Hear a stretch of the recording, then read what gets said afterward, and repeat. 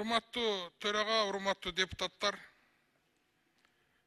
өкмөт бар, президент бар, баары ордунда иштеп атат. Бирок Адахан Кимсанбаевдин айткан сөзүндө чындык бар да. Өкмөт борбордук бийликти реформалап бүттү.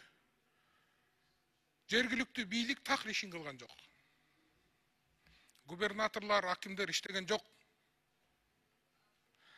Бүт баары мына жогорку кеңешке депутаттарга келип атат баардыгы тең. Анын баарын уксаң аткаруу бийлигинин аткара турган иши. Или губернаторлук институту жок кылыш керек, или акимдик институту жок кылыш керек.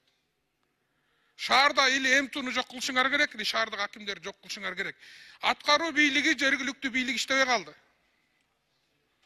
Мурун азыр сүйүнөбүз мына кээ бир жерде, бар эмес, кээ бир жерде иштеп атат. Алар келген жок бизге. Но кээ бир жердеги иштебей калгандар да келип атат. Элдин мүдөөсү, элдин айтканына укпай калды, керең болуп калды. Губернатор менен акимдер.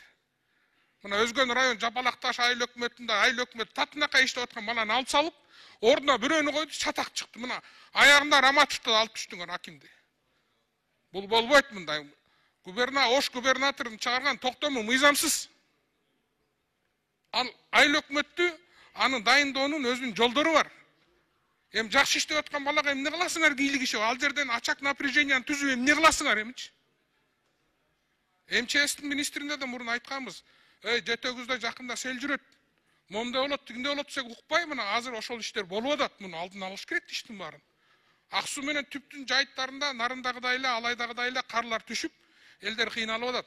МЧС быстро реакция кылган жок буга. Кээ бир министрликтер керең болуп калды, керең. Элдин мүдөөсүн, элдин ишин аткарбай калды. Президент менен өкмөттүн ою жакшы, баарын кылып атат, бирок алдындагылар саботаж кылып атышат. Муну бир чечимге келиш керек.